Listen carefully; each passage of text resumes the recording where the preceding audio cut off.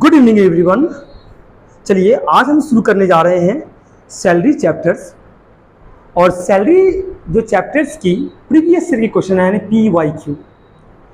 PYQ BCom honours 2022 में ये questions आ चुका है, 2022 में ये क्वेश्चंस आ चुका है। बोल रहा है from the following information furnished by mister Bojo Hari Manna an employee of private sector company for the previous year 21 to 22, for the previous year 21 to 22 है, क्लियर है। Calculate income from salary for the assessment year 22 to 23। Basic salary 55,000 पर month है, DA 20,000 रुपया पर month है, 50% of which form part of salary, मतलब जो retirement benefits के लिए अप्लीकेबल होगा वो 50% है। इंटरटेनमेंट अलाउंसेस 2,500 पर मंथ है। Conveyance allowances he spend ₹20,000 during the previous year. For official purpose ₹3,000। House rent allowances 22,000 पर मंथ है और actual rent paid for a house in Kolkata ₹25,000 per month. Children education allowances जो आपका है 3 चिल्ड्रेंस का वो 500 पर मंथ है per child. Medical allowances he spend ₹15,000 for his medical treatment, ₹3,000 per month. Mister Manna contribute 12% of salary to RPF and his employer also contribute the same amount. Interest created to accumulate balance to the provident fund at the rate of 12% is ₹36,000। Self driven है, 1200 cc का car है which he use for both official and private purpose, यानी कि 1.2 cc engine है और जो कि lower capacity में आता है। Car is owned by the employer and all the expenses are borne by the employer. Professional tax at the rate of 1,200 per month is paid by the employer. जब भी आप सैलरी क्वेश्चन समझो ना तो 3-4 चीज़ों को ध्यान में रखना। सबसे पहले जो बेसिक सैलरी है वो लेना जरूरी है। बेसिक सैलरी यानी कि नॉर्मल सैलरी, नॉर्मल सैलरी के साथ में अलाउंसेस को ऐड करना है। अलाउंसेस यानी कि या तो फुल्ली टैक्सेबल होगा या पार्शली टैक्सेबल इनकम होगा। अलाउंसेस का मतलब होता है मॉनेटरी पेमेंट्स, यानी जब आपके एम्प्लॉयर कुछ एडिशनल बेनिफिट्स आपको प्रोवाइड करता है जिसके लिए वो आपको पे करता है कैश के रूप में, तो उसे हम अलाउंसेस बोलते हैं। और इसके बाद ऐड करेंगे परक्विजाइट्स। परक्विजिट का मतलब होता है जो भी एडिशनल बेनिफिट्स के रूप में, नॉट पेमेंट बोल रहा हूँ, payment applicable for allowances, benefits applicable for perquisites. जब एक एम्प्लॉयर आपको मॉनेटरी पेमेंट करता है तो अलाउंसेस बन जाता है। जब एक एम्प्लॉयर आपको मॉनेटरी बेनिफिट्स देता है, लाइक रहने के लिए घर दे रहा है, आपके ट्रीटमेंट्स करवा रहा है, तो ये सारे बेनिफिट्स जो आपको प्रोवाइड करता है तो ये परक्विजाइट्स बन जाता है। तो सैलरी से आप ऐड कर देते हैं अलाउंसेस को एंड परक्विजाइट्स को, तो जो निकल जाता है वो ग्रॉस टैक्सेबल इनकम हो जाएगा। हम टैक्स ट्रीटमेंट्स की बात नहीं कर रहे हैं, हम सिर्फ टैक्सेबल इनकम की बात कर रहे हैं जिस इनकम के ऊपर हमें टैक्स पे करना है। तो क्या करना है, बेसिक सैलरी से ऐड करना है, बेसिक सैलरी से ऐड करना है अलाउंसेस को और ऐड करना है परक्विजाइट्स को, तो ग्रॉस टैक्सेबल इनकम आ जाएगा। इससे माइनस कर देना है डिडक्शन। डिडक्शन का मतलब यहाँ पर ये है वो बेनिफिट्स आपको गवर्नमेंट के द्वारा दिया जा रहा है जिससे आप अपने टैक्सेबल इनकम को रिड्यूस कर सकते हैं ताकि आपको कम टैक्स पे करना पड़े। तो डिडक्शन आपका 3 तरीके का है। पहला है स्टैंडर्ड डिडक्शन जो कि 50,000 फ्लैट है, 50,000 से आप अपने इनकम को कम कर सकते हैं। दूसरा है इंटरटेनमेंट अलाउंसेस के रूप में जो डिडक्शन मिलता है, लेकिन इंटरटेनमेंट अलाउंसेस के रूप में जो डिडक्शन आपको प्रोवाइड किए जाते हैं ये अप्लीकेबल होता है सिर्फ गवर्नमेंट एम्प्लॉय के लिए। तीसरा है प्रोफेशनल टैक्स। जैसे मैं एक प्रोफेशनल हूँ तो मैं पी टैक्स पे करता हूँ, क्लियर के लिए है। तो आप पी टैक्स सबसे पहले इनकम का हिस्सा बनेगा, यानी उसको ऐड करेंगे, फिर बाद में हम उसको डिडक्शंस के रूप में माइनस कर देंगे। तो जो बैलेंस निकलेगा वो हमारा net taxable income for salary निकल जाएगा। मैं टैक्स की बात नहीं कर रहा हूँ, मैं टैक्सेबल इनकम की बात कर रहा हूँ जो किस तरीके से ट्रीटमेंट किया जाएगा। तो चलिए शुरू करते हैं। और इस क्वेश्चन, ये जो क्वेश्चन है 2022 में आ चुका है, बीकॉम 4th सेमेस्टर की मैं बात कर रहा हूँ। कलकत्ता यूनिवर्सिटी में ये क्वेश्चंस आ चुकी हैं। तो चलिए मैंने लिख दिया determinations of taxable salary of missus Bhojohari Manna for the settlement year 22 और 23, और इसको सॉल्व करना स्टार्ट करते हैं। जब भी आप सॉल्व कर रहे होंगे तो सबसे पहले जो आइटम लेंगे ये बेसिक सैलरी का आइटम होगा। बेसिक सैलरी फुल्ली टैक्सेबल है, इसमें एग्जेम्पशंस बिल्कुल नहीं है। तो बेसिक सैलरी कितना होगा, आपको 55,000 रुपया पर मंथ मिल रहा है, तो 55,000 एक महीने के लिए है, तो 12 महीने से हम इसको मल्टीप्लाई कर देंगे। ये आपका आ जाएगा 6,60,000।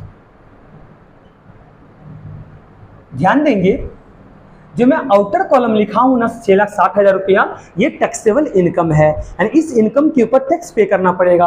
और इनर कॉलम में जो ट्रीटमेंट किया जाएगा उसमें जो जिस इनकम के ऊपर टैक्स नहीं देना है उसको हम डिडक्ट कर देंगे, और जो बैलेंस अमाउंट जिसके ऊपर टैक्स पे करना है उसको आउटर कॉलम में लिखेंगे। तो आउटर कॉलम में अगर मैं किसी आइटम को लिखूं तो आप समझ लीजिएगा वो टैक्सेबल इनकम बन जाता है।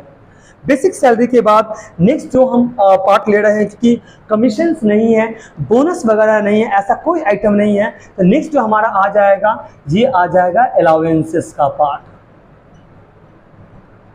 अलाउंसेस में सबसे पहला आइटम हम लोग ले लेंगे डियरनेस अलाउंस।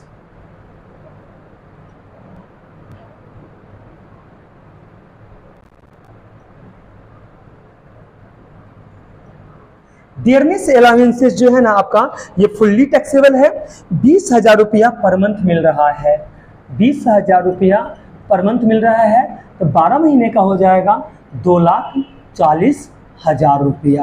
याद रखिएगा 20,000 रुपया पर मंथ मिल रहा है, तो 12 महीने का हो जाएगा 2,40,000 रुपया। कोई दिक्कत आपको यहाँ तक? ओके, चलिए नेक्स्ट चलते हैं। डीए हमने ले लिया। डीए के बाद नेक्स्ट जो अलाउंसेस हम लेंगे क्वेश्चंस के हिसाब से, ये है कन्वींस अलाउंस। उससे पहले जो आइटम है ये है इंटरटेनमेंट अलाउंस।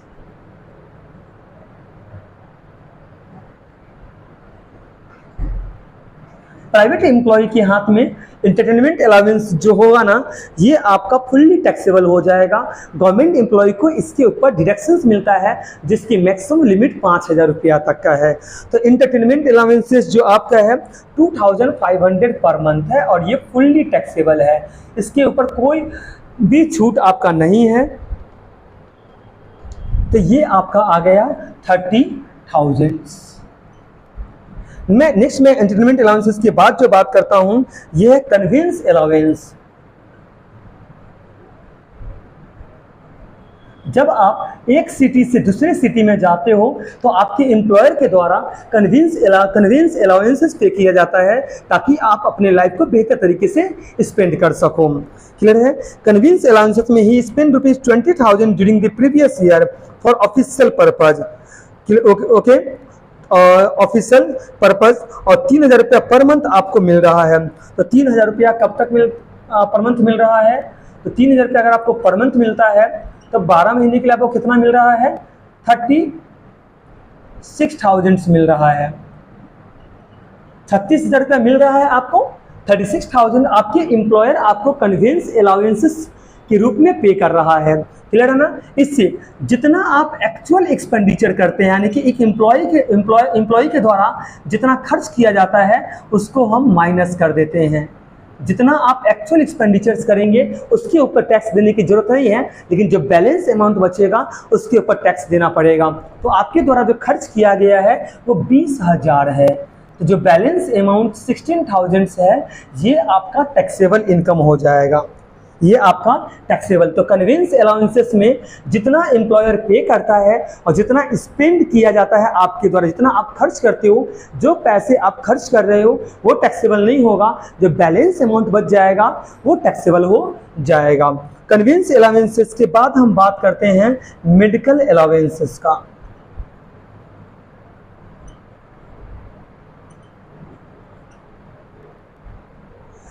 ये जो मेडिकल अलाउंसेस है, मैं आपको बोल देना चाहता हूँ, मेडिकल अलाउंसेस फुल्ली टैक्सेबल है, इसके ऊपर किसी भी तरह कोई छूट नहीं है।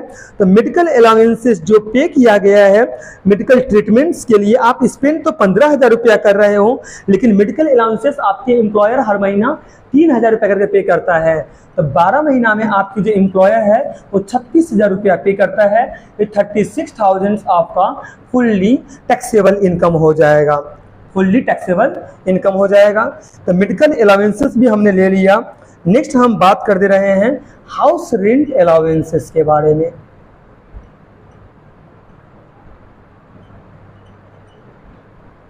हाउस रेंट अलाउंसेस की बात कर रहे हैं। तो सर हाउस रेंट अलाउंसेस का क्या कंडीशन है? सबसे पहले तो हम लोग देखते हैं HRA कितना रिसीव किए हो आप।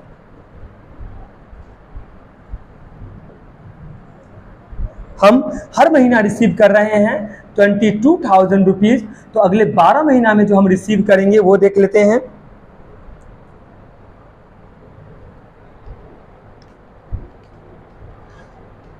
हम अगले 12 महीना में रिसीव करेंगे 2,64,000।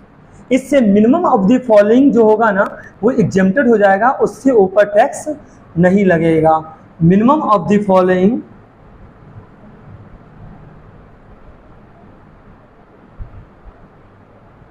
एग्जेम्प्ट। ओके, तो इसमें पहला कंडीशन है एक्चुअल HRA रिसीव्ड। एक्चुअल जो आप अपने एम्प्लॉयर से HRA रिसीव कर रहे हो ये है आपका 2,64,000।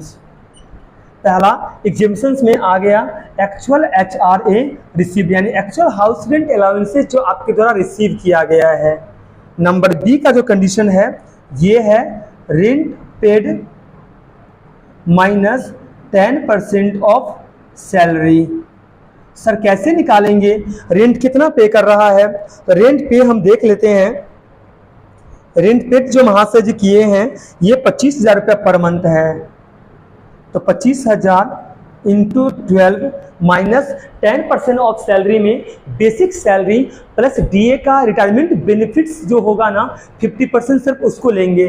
तो बेसिक सैलरी जो आपका था ये था 6,60,000 रुपया, 6,60,000 प्लस 2,40,000 आपका DA है। DA का 50% ही रिटायरमेंट बेनिफिट्स का पार्ट है। तो 2,40,000 का जो 50% जो रिटायरमेंट बेनिफिट्स का पार्ट है वही सैलरी के रूप में ट्रीट किया जाएगा। 2,40,000 का 50% होता है आपका 1,20,000। क्लियर कि नहीं है? 1,20,000 इसका 10% निकाल दीजिए। तो देख लेते हैं, 25,000 इंटू 12 ये आ गया 3 लाख माइनस 6,60,000 प्लस 1,20,000 इंटू 10%, ये आ जाएगा 78,000। हम माइनस कर देते हैं 3 लाख से 78,000 माइनस करेंगे ये आ जाएगा 2,20,000। ये आ जाएगा 2,20,000। कोई दिक्कत है? और थर्ड कंडीशन जो नंबर सी का है ये है 50% ऑफ सैलरी। तो 7,80,000 का 50% निकाल देते हैं।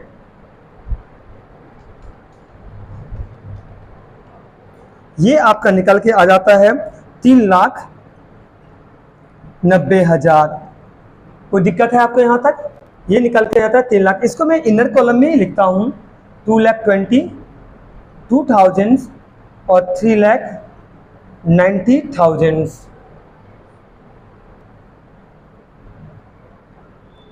अब इन तीनों में से जो लोअर होगा ना वो एग्जेम्प्टेड हो जाएगा। 2,64,000, 2,22,000 और 3,90,000 में से जो लोअर है यह है 2,22,000। इसके ऊपर आपका टैक्स नहीं लगेगा। तो इसके ऊपर अगर आपका टैक्स नहीं लगेगा तो देख लेते हैं कितना आ रहा है बैलेंस।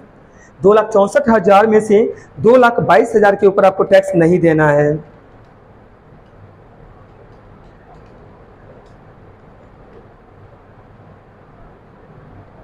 ये आपका आ जाता है 42,000 जो कि आपका टैक्सेबल इनकम है। 42,000 जो कि आपका टैक्सेबल इनकम है। नेक्स्ट हम इनकम की बात करते हैं। नेक्स्ट इनकम जो है ये है education allowance.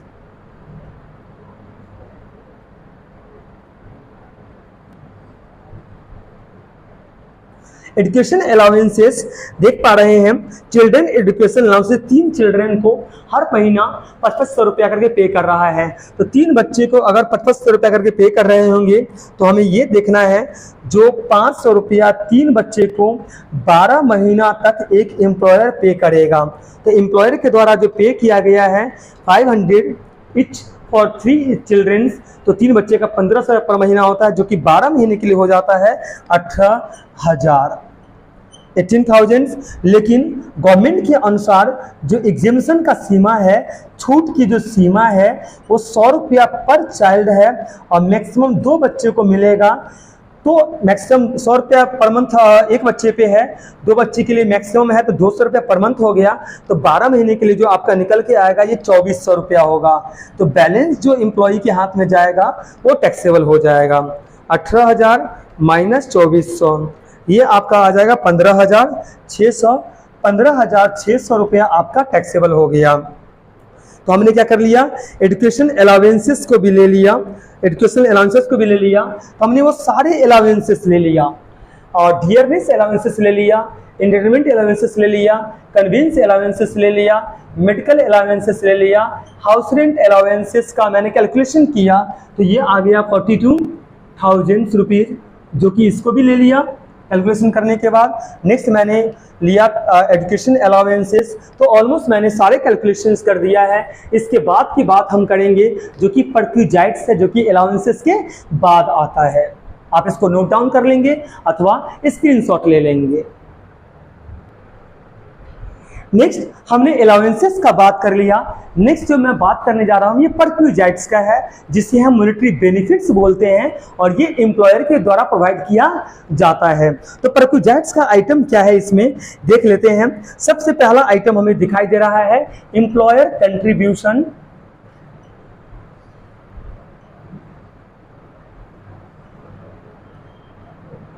Employer contribution to RPF recognised provident fund. Employer contribution to RPF recognised provident funds कितना है ये देख लेते हैं।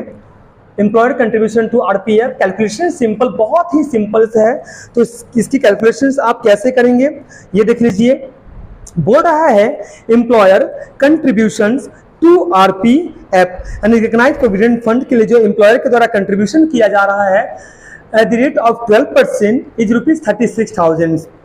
होता क्या है समझिएगा, 12% तक तो एग्जेम्पशन ही है, यानी कि एम्प्लॉयर अगर 12% से ज़्यादा कंट्रीब्यूशन करता है अपने एम्प्लॉय के लिए प्रोविडेंट फंड के रूप में RPF में, तो वो टैक्सेबल इनकम यानी कि 12% से जब एक्सीड करेगा तो वो टैक्सेबल इनकम हो जाएगा। और 12% तक जो कंट्रीब्यूशन होगा उसके वो टैक्सेबल इनकम नहीं माना जाएगा, उसको टैक्स के रूप में हम ट्रीटमेंट्स नहीं करेंगे। तो 12% तक ही कंट्रीब्यूशन कर रहा है जो कि 36,000 है और ये हमारा 12% एक्सीड नहीं कर रहा है, not exceeding 12%, not exceeding 12% of salary.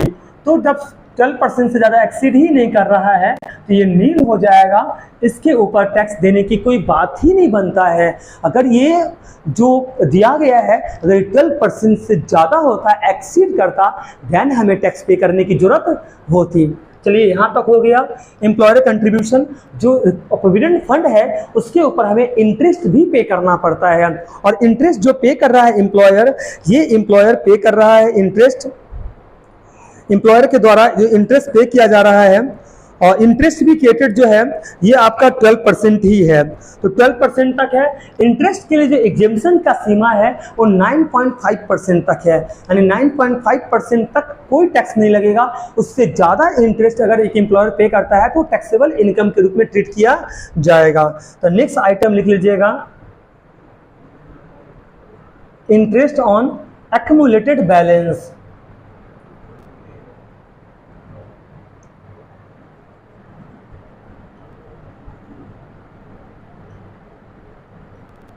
अब ये कितना है एक्यूमुलेटेड बैलेंस, इसको समझ लीजिएगा।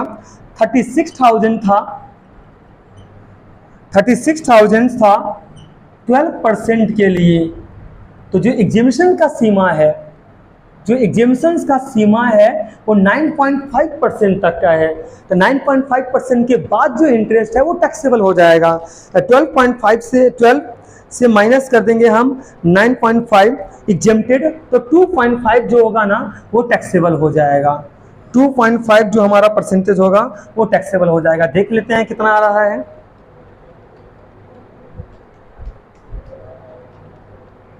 ये आपका आ गया 7,000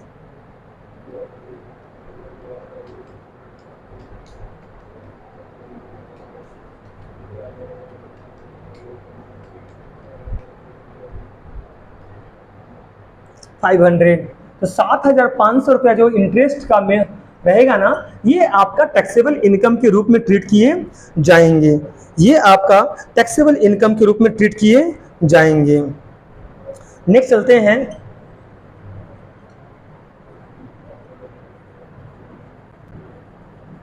value of motor car facilities.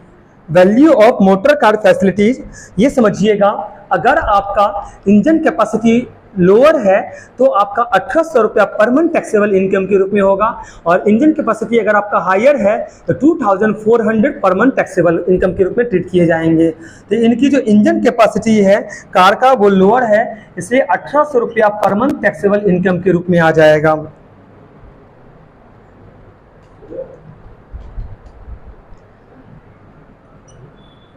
ये आ गया 21,600। नेक्स्ट है पी टैक्स, यानी कि प्रोफेशनल टैक्स पे किया जा रहा है।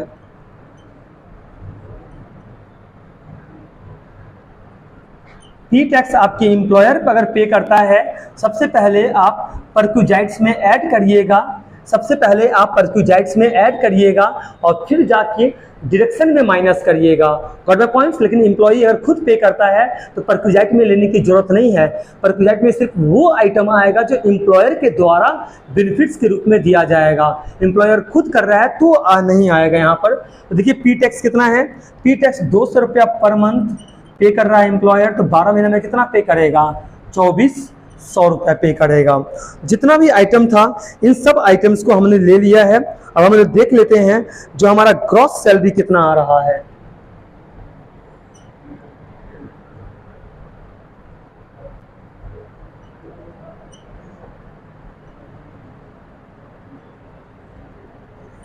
बेसिक सैलरी आपका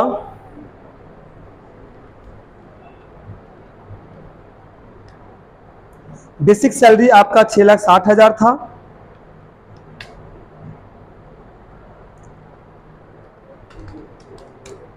डीए आपका 2,40,000 था। उसके बाद एंटरटेनमेंट अलाउंसेस आपका 30,000 था, और कन्वीनियंस अलाउंसेस आपका 16,000 है। मेडिकल अलाउंसेस आपका निकला था 36,000।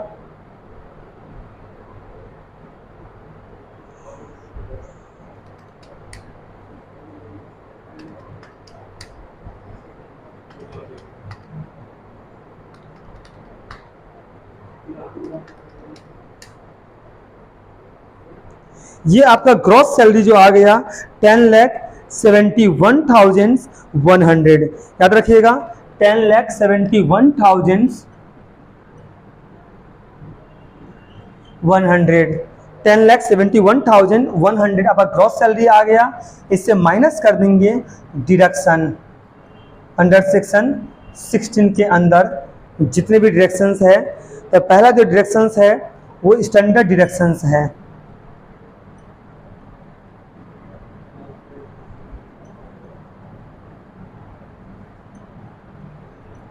स्टैंडर्ड डिडक्शंस, ये आपका जो स्टैंडर्ड डिडक्शंस है ये आपका फ्लैट हो जाएगा 50,000। 50,000 से आप अपने इनकम को रिड्यूस कर सकते हैं।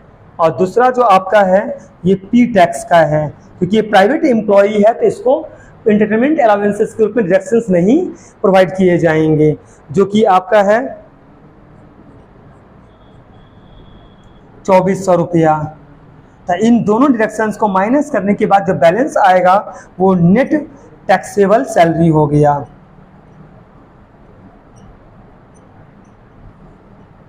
नेट टैक्सेबल सैलरी देख लेते हैं। ये आपका आ जाएगा 101870, 10,18,700 रुपया आपका टैक्सेबल नेट सैलरी हो गया। नेट टैक्सेबल सैलरी हो गया 10,18,700। किसी भी तरह कोई भी दिक्कत हो आप मुझे व्हाट्सएप कर सकते हैं, टेलीग्राम चैनल्स पे जाकर के आप मेरे को पिन कर सकते हैं।